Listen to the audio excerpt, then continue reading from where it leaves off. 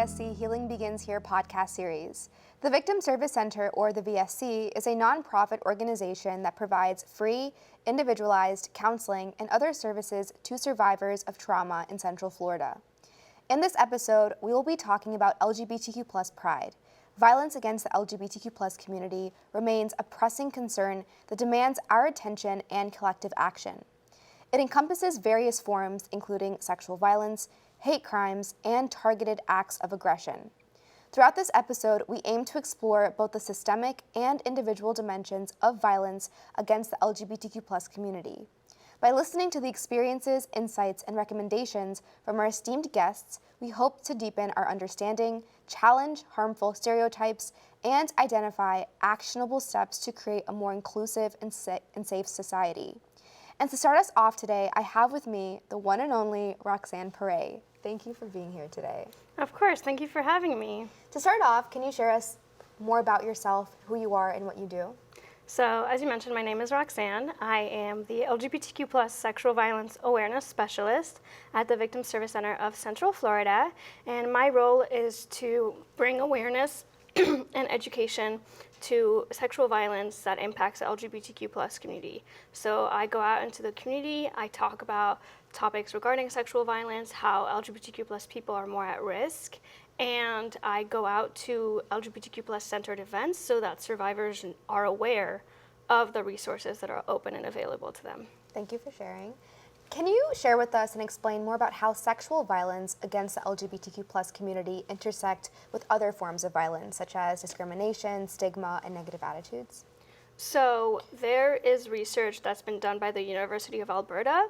It's basically the pyramid of sexual violence, and at the very bottom, it talks about negative attitudes and beliefs that could lead to sexual violence, because these attitudes and beliefs, such as homophobia, transphobia, ableism, racism, etc., dehumanize a person and dehumanize certain groups, and therefore this leads to higher chances of those populations experiencing higher rates of violence, and they are also more likely to experience different kinds of trauma because discrimination and stigma can be traumatic, and so experiencing sexual violence and those different types of violence as well could further traumatize them and re-traumatize them. So, what do you think are some steps that individuals, institutions, and communities can take, or actionable steps, to help support the community and also to bridge this gap and ultimately prevent sexual violence?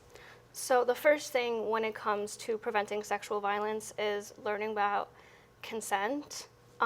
Consent is very, very rarely taught, and a lot of people don't know what it looks like on a day-to-day basis in any kind of relationship.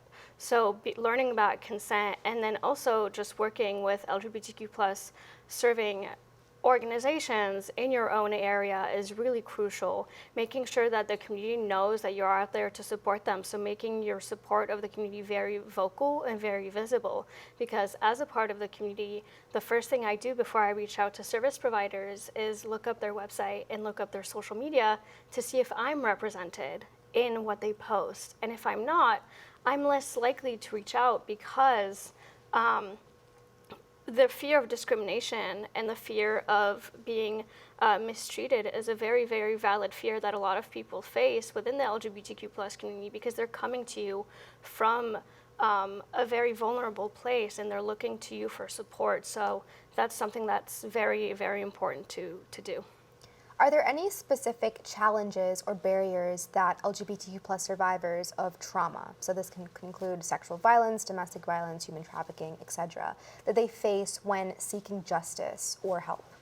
So one of the things that I just mentioned is the fear of discrimination. That's still real to this day for a lot of LGBTQ+ survivors, but also the fear of being outed, that when they reach out to support to service providers, especially survivors, that their identity that they have not shared with other people is going to be revealed. That's also a very big fear. And then when it comes to sexual violence, the conversation is very often centered around women.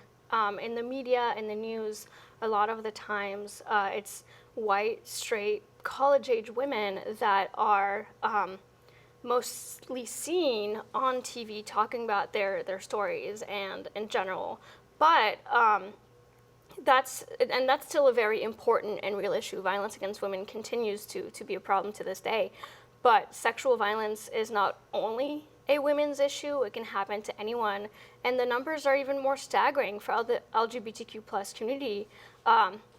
Such as transgender people, almost 1 in 2, I believe it's 47% of transgender individuals will experience sexual violence in their lifetime, while for cisgender women, it's 1 in 5. So I think it's very, very important to make sure that when we talk about sexual violence, it includes everyone, because feeling isolated and not included in those conversations is preventing survivors from reaching out.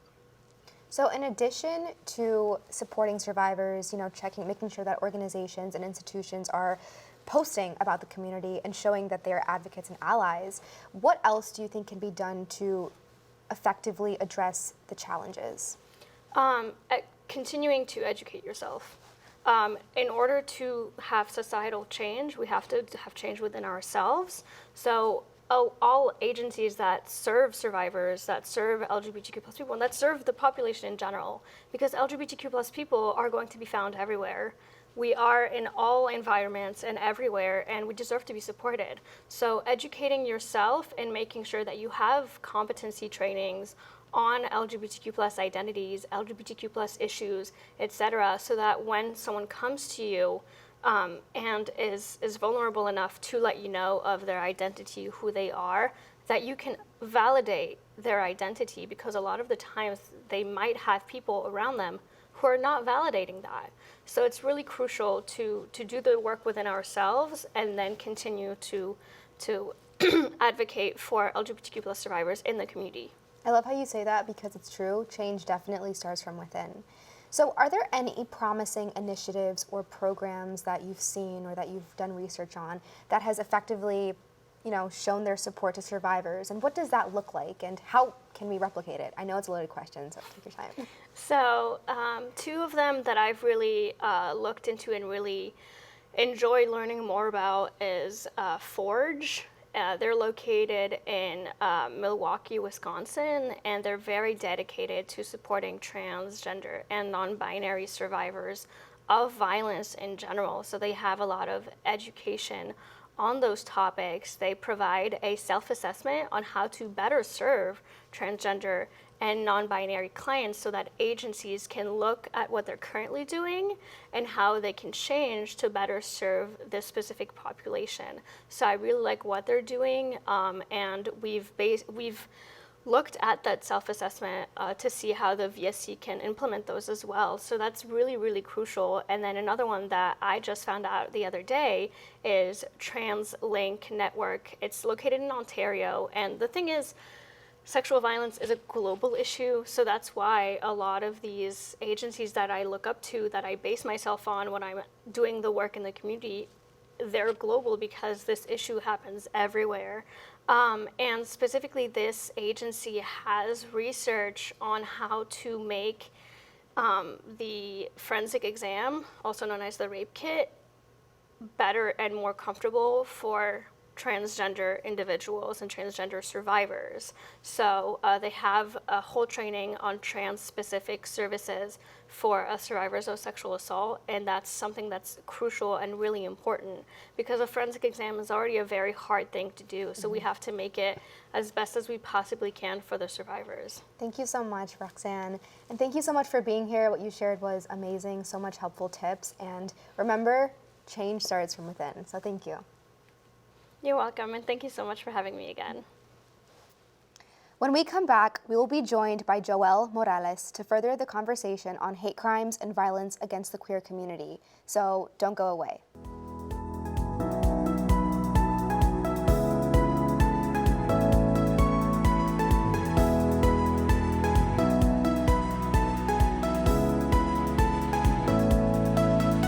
Welcome back to the VSC Healing Begins Here podcast series. In this next segment, we are joined by Joelle Morales to learn more about hate crimes and violence against the queer community. Thank you so much for being here, Joelle. Oh, thank you for having me. To start, can you share with our audience more about who you are and what you do? I would. I love that. My name is Jorginho Morales. I use he, they pronouns.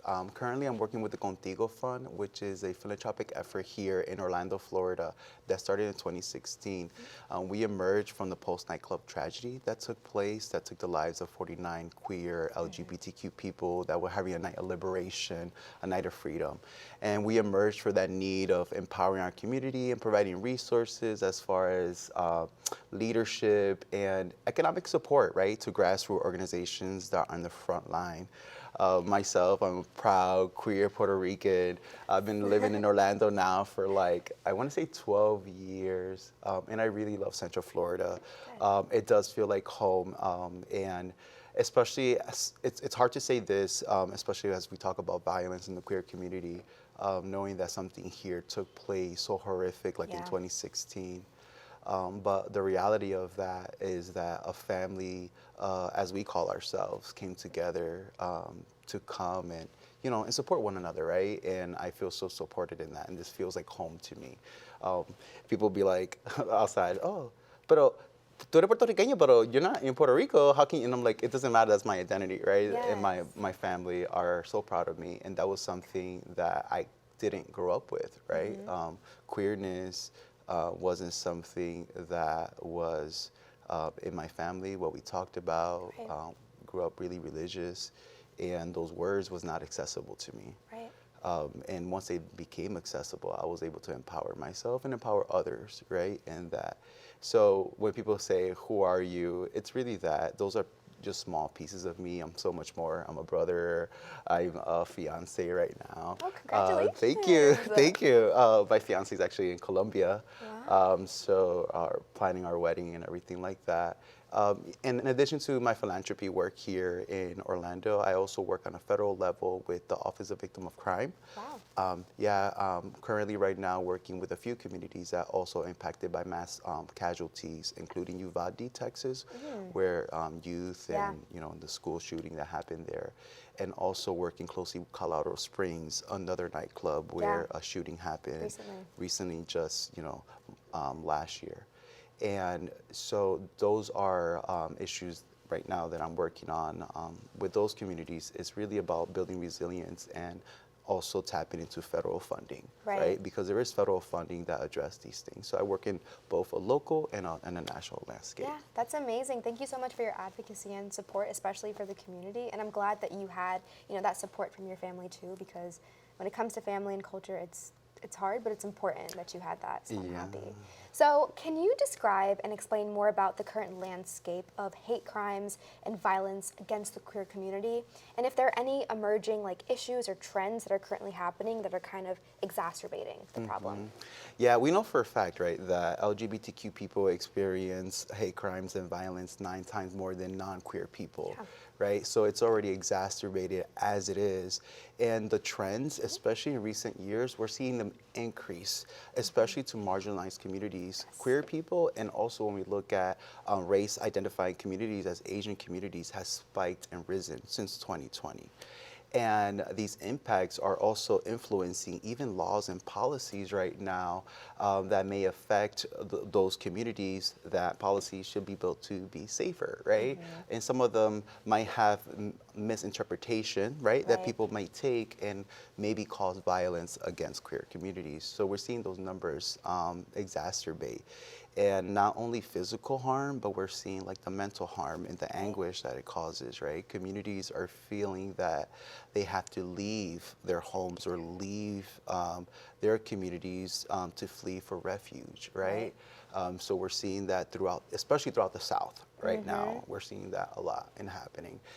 As I collaborate and as our community works with other communities, we're just seeing it across the board in different regions. And based on your opinion, what do you believe are some effective strategies and I guess things that communities, organizations, and individuals can do to kind of create a safe space for the queer community and also, you know, prevent hate crimes from spreading and hate crimes from happening? Because like you were saying, Colorado Springs, there was a shooting. In Uvalde, Texas, there was another one against youth. Yeah, I say this all the time.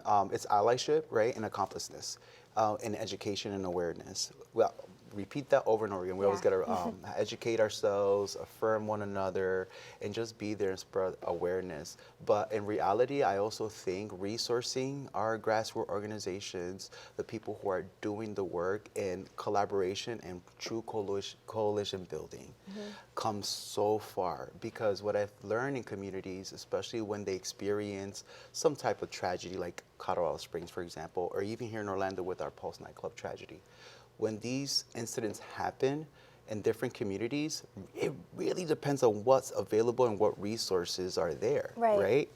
Every community is different, and working with multiple communities that experience mass tragedies, regardless what happened in Pulse and what happened in Colorado Springs, people might say, two queer clubs, right? Same incident? No, right? Those marginalized communities were impacted, but many different issues come about.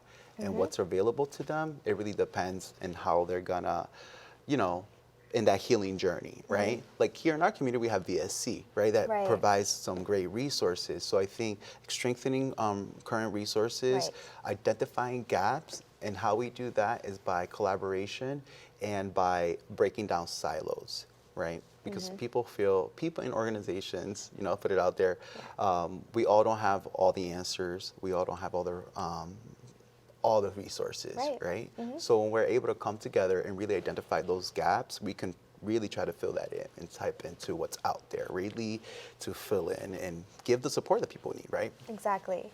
I want to take a moment to kind of go back to the education part that you talked about. I'm also an educator. This is why I'm doing what I'm doing, you know, spreading awareness about important topics. Like when it comes to violence, sexual violence, domestic violence, human trafficking, it's so important because it happens all the time in society. And it's important that individuals know the warning signs, the red flags to look for. So could you expand on what you mean when you say that education is important, and what exactly does that entail? Yeah, education could entail all types of things, right? If it's something we may not understand or know, like all the time people will be like, what is queer? What is LGBTQ? What are pronouns, right? Sometimes people have a fear of the unknown, and that's okay, right? Sometimes we may be scared of something we may not know, but when we ask ourselves questions, when we educate ourselves, when we really look deep, we can find the answers that we're looking for, right? And also in ourselves, once we learn something, is to spread that information out, right?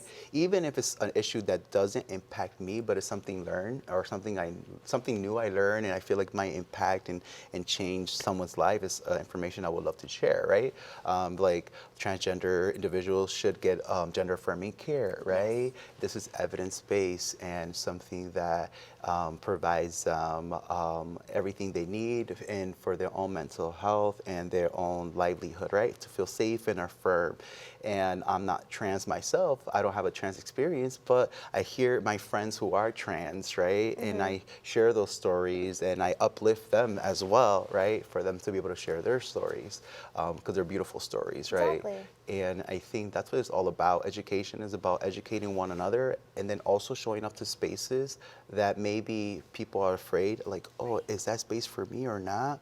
But in this work, right, the trans community, like as an example, they need accompliceness. They need it, right? They need us to show up for them, just as, you know, they'll show up for us. Exactly, and I think that's essentially what builds an inclusive culture, because when you have allies, when you have people who, for example, I am a heterosexual woman, and I support the LGBTQ plus community. I ally with the community. And it's so important that individuals who aren't a part of the community, they also understand that these are human rights too. These are humans that we're talking to as well. So thank you so much, Joelle, and thank you so much for, you know, the information that you shared, and just for being here today. Oh, thank you. Thank you for having me and having this more conversation about the violence against queer people and what we could do better to show up, right? And just kind of show up and show out and really be there in solidarity and support. Of course. Thank you so much. Thank you.